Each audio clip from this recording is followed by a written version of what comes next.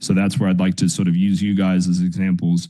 And then I'm going to demonstrate how to do this specifically using the email game changers tool, just because it's never been this easy to do that. And so if you don't have the tool, that's fine. You don't have to get it. I think you're silly if you don't. You can go to emailgamechangers.com and get a free trial, sign up for an account now if you want to, and just use this while you go through the masterclass or through the follow along. But I'm going to use that because I have found it to be the easiest thing I've ever discovered to come up with ideas for emails. That little piece of me that always just that little, what should I write about? What should I do? I don't have that anymore because I can literally go to the brainstorm tool inside of the email game changers tool and figure out what to write about or let it write for me. So here we go. Let's start with the foundations. So this is the first thing that I want everybody, and hopefully you guys are taking written notes. Written notes are better for your brain. There's all sorts of advantages to writing things down with an actual pen and paper or an iPad or a Remarkable or whatever tool of choice you have. But I would take notes for this. It's like when I've been at events and like, oh, we've got the recordings, we'll send them out to you. And I'm like, cool, I don't need to take notes. I've never watched the recordings, not one single fucking time in my life, but I convinced myself I will. So now I don't do that. I take notes. They've done all sorts of studies on people in universities taking notes by hand and how much more effective it is. So I recommend just some sort of piece of paper or whatever you want to use, but preferably written notes. So this is the first thing, and this is basically the most important thing, which is to start with the end in mind. What is your primary goal with your email list? And before we even get into that, let me just, a quick aside here is, even when it comes to attracting people to be on your email list, start with the end in mind. If you're attracting $2 leads, but they're not the right people, I'd rather attract $5, $10 leads of people who are the right people for my email list. So as an example for that, and I'll just start with my business. My primary goal for my business at this point is to get as many people as possible, and the right people, into the Email Game Changers software subscription. That is my primary goal. That creates the most enterprise value for my business. It's how I actually help the most people, because up until, honestly, until we really made the tool remarkable, like 2 or 3 months ago, whenever that was, you had to fucking get good at email, and you had to learn how to write, and you had to hand copy stuff, and you had to do all this work. It's so much easier now than it ever was. And so for me, that's my primary goal as a business owner, is that's my North Star. So I consider it like my monetary North Star. What is that for you? Maybe you have a mastermind that's $1,000 a month. Maybe you have a subscription that's $20 a month. Maybe you have a high ticket coaching program that's $3,000, whatever it might be. You want to start with the end in mind. You should have one primary thing that you're most focused on above all else. There was a company I consulted for a year. They do $250 million a year.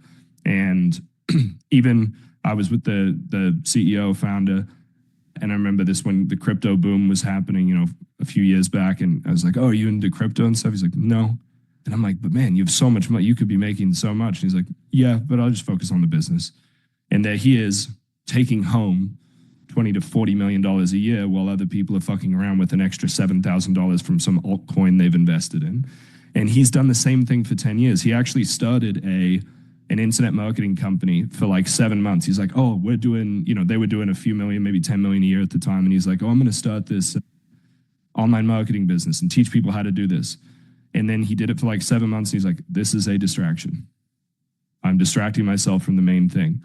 And from then on, for 10 more years, same thing. They have a few prices, but they have one subscription for their main product, and they have hundreds and hundreds of thousands of people in that subscription. So everything he does in his business is to attract people who could be, oh, and that's why the screen disappeared, huh? He is attracting people who could be subscribers to that part of the business. He's not trying to sell a bunch of other shit. He's not trying to do a bunch of different things. So when it comes to your business, if you can get very clear on the primary goal you have, your life's going to get significantly easier. Then you can attract the right people, send the right types of emails. So for me, I know that like a 6-hour email template's the main thing that we run to cold traffic right now, and we're testing new funnels. But those people are opting in for an email template. If they're opting in for an email template, they're likely to either want to learn how to make more money writing emails for other people or make more money from their own email list, or they want to grow their list. So they're people that are actually actively interested in email marketing. That's who I want. When we were running ads to 90 Days to Freedom, which we're actually about to start doing again, it's largely a business opportunity is who we're attracting is people who want to make money online. And now email just might be the thing that they're interested in. Now, those can be great people, but if they don't buy that thing, they're probably not going to be awesome subscribers for Email Game Changers or other things. So ultimately, start with the end in mind for who you want to attract. And then when you think about your email list, what is your primary goal? Do you have one subscription product or one high ticket product or just one core offer that you want to sell as much as possible? That's the main thing to focus on, is to be really clear as to what your goal is. So now I need to share my screen again because my iPad has decided that it doesn't want to stay awake all the time, which is very nice of it. Okay. Can you see my screen right now? No. Okay. Technology. Where has the screen share gone? Can you guys see my screen? No. Great. Wonderful. Love to hear it. Share. Screen. Start. I don't know why my iPad normally has that thing on it where it doesn't go to sleep, but it's decided to defy me. So, all right, you can see it again. Seems like it's a little slow, but come on. Can you guys just see it? Just says I'm sharing screen, huh? Beautiful. Thank you, technology. All right, let's try this again.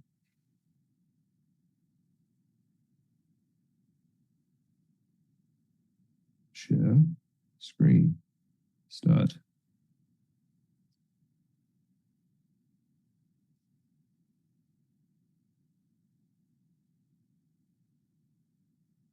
Come on. This is seriously not going to. Okay, there we go. All right, so again, what is your primary goal? So I'd like for you guys to write this in the chat as well. So do you have a high ticket offer? Do you have a mastermind, a software, some sort of a subscription, an ebook? Do you want people to book a call? Do you want them to apply for your thing? Do you have a physical thing that you sell? So everybody write this in. I'm going to grab my drink out of the freezer that I was cooling down while you guys write this into the chat. And I'm also going to make my iPad settings not go to sleep, please.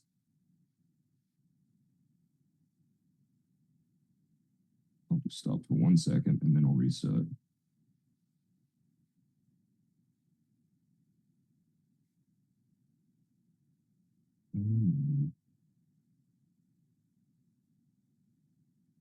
Display. There it is. Don't auto lock. What? It won't let me turn off my auto lock. What are you doing, Tim Schmidt? God, bring back Steve Jobs. What's going on here, Apple? Okay, that's fine.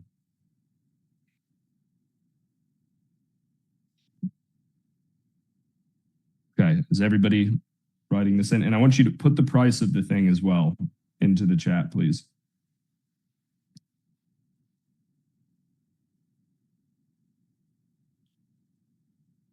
So put the price as well as what it is.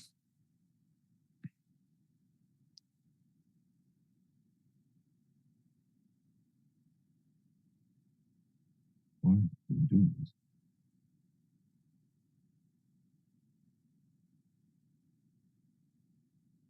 Okay.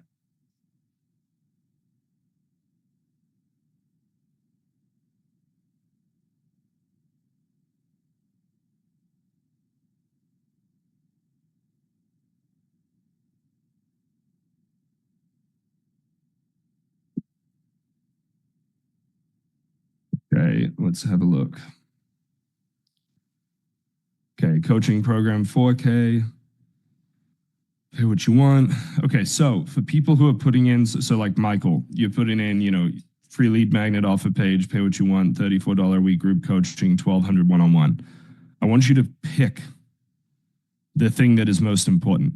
That's going to inform all that you do with email.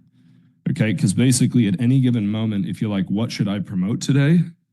Literally just in the PS of that email, you're going to promote that thing that's more important than everything else. Okay. Book a call for a mortgage. Get people to book dog-friendly vacation rental, $700 to $2,500 a week.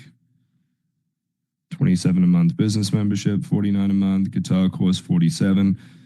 Subscription, $39. Cigar mastermind, $2K. Annual subscription, $1,800. $320 per 90 days. Okay. Cool. This is very good. Cool to see it. High ticket core offer, 3K hybrid group coaching. Okay, so a lot of you guys know what you're doing. You understand the purpose of email and such. So again, the reason why I'm harping on this so much is because I want you to know that at any given day, you have the one thing that's more important than the others, and then that will basically inform your core offer wheel. Okay, so now that we have that, how often should you send emails? Now, there is no singular answer for this.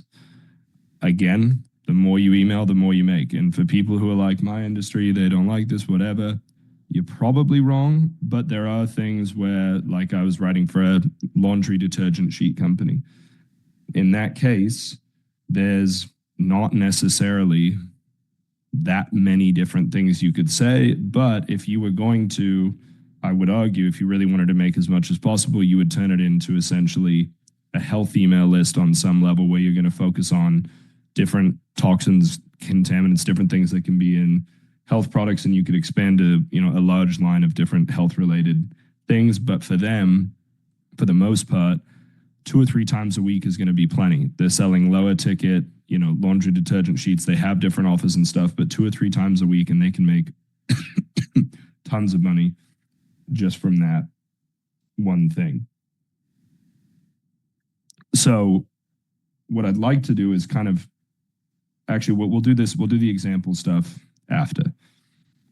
So when it comes to, let's say you do have just sort of one core thing that you sell.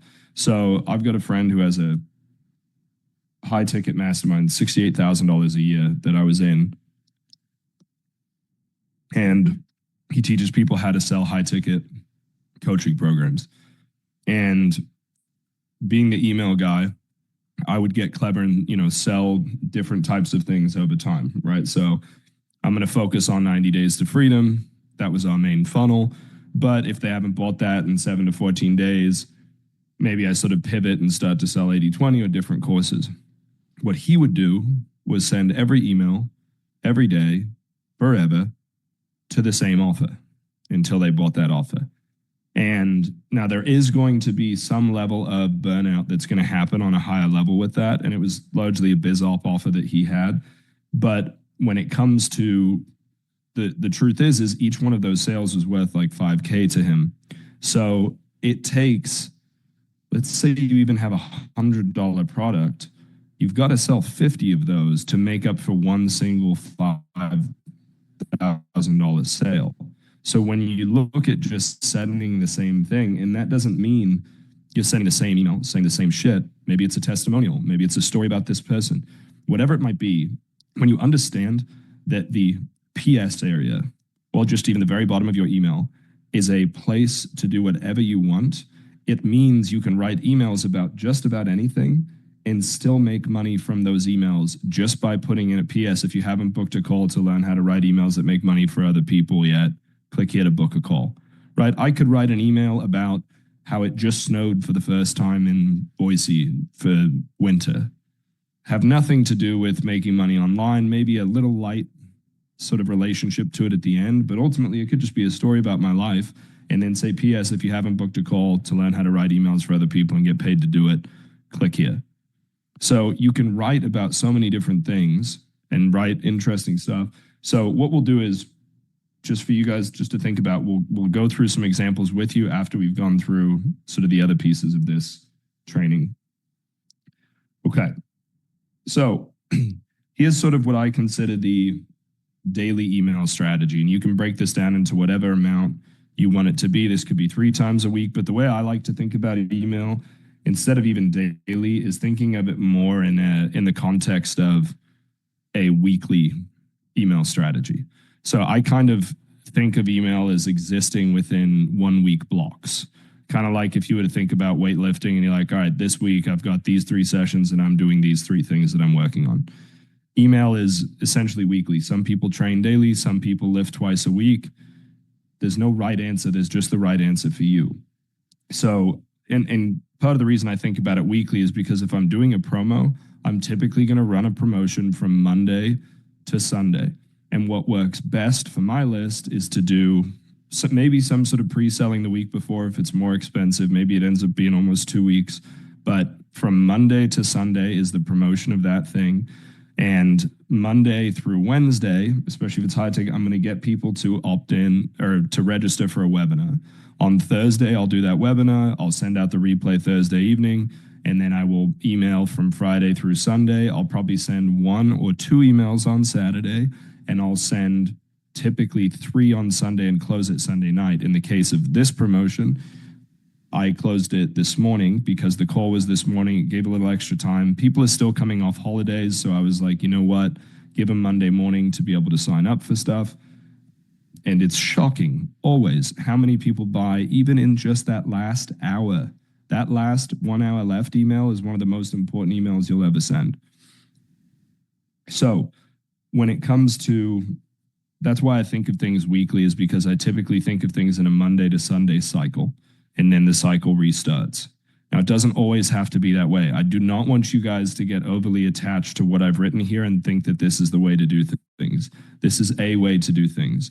For a lot of people, if you just have one core primary offer, then most of the time, you're just going to be sending different interesting emails with some sort of PS or strong call to action to sign up for that one thing.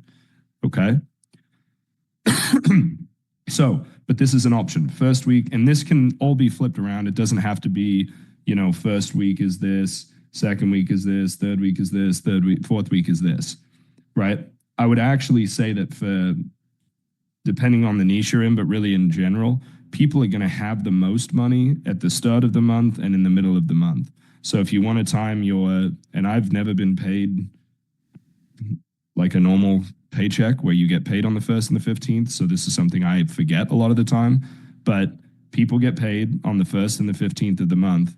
And the reality is they are living within that paycheck structure. And so if you promote something on that ends on the first, or, the second or third, they're probably going to have more money then, or on the 15th, 16th, 17th, because that's when they've just had money deposited into their account. So that's something to keep in mind in certain situations. But this is just a simple sample structure, is focus on, whatever your continuity is or some sort of new offer. I know that on my email list, no matter what I do, nothing will ever make as much money as creating a new offer.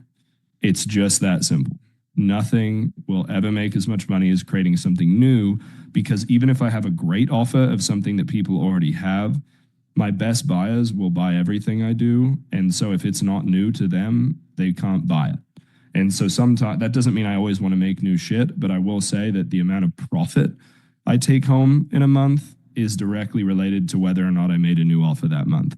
Because it may be 50 or 100,000 in profit that month, or it may be, maybe it's only 20,000, or maybe it's 150,000 because I made some sort of an offer in profit, right? It's not going to affect revenue as much as pure actual take-home profit money in your account. Second week can be some sort of affiliate offer. And if you do affiliate offers, you can also do a raise your hand strategy. So I've had people who are like, hey, will you promote this thing? And I like them and I like their product, but I know that they're not going to promote anything for me. Their list is way smaller. So what I might do is I may do 3 emails where I say, click here if you're interested. And I only then email the rest of the emails to people who've clicked. And that way I'm only emailing maybe 1,000 instead of 30,000 people every time, because those are the people who raised their hand and said, hey, I really want this thing. I'm interested in this concept. So you can do an affiliate offer. Your third week might be some sort of higher ticket or book call funnel. And then your fourth week may be focused on continuity. Now, one thing you can do here, and actually I'll talk about this down here, is if you have a product where there's a natural ending point or a natural starting point every month. So like if you have a physical newsletter, which I've had multiple in the past, I'll just tell most of you it's not easy, and it's takes a lot of discipline to maintain a physical newsletter. There's a lot of pain in the ass around sending it out.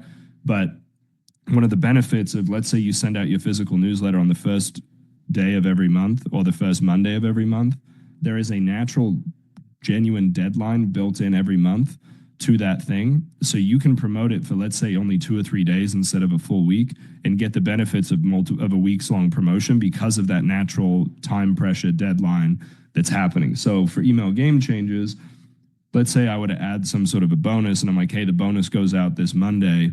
There's no like, oh, this guy's just pitching it. Oh, it's like, oh yeah, there's a real thing. He's sending it out on this day. I have to sign up before then in order to get this thing.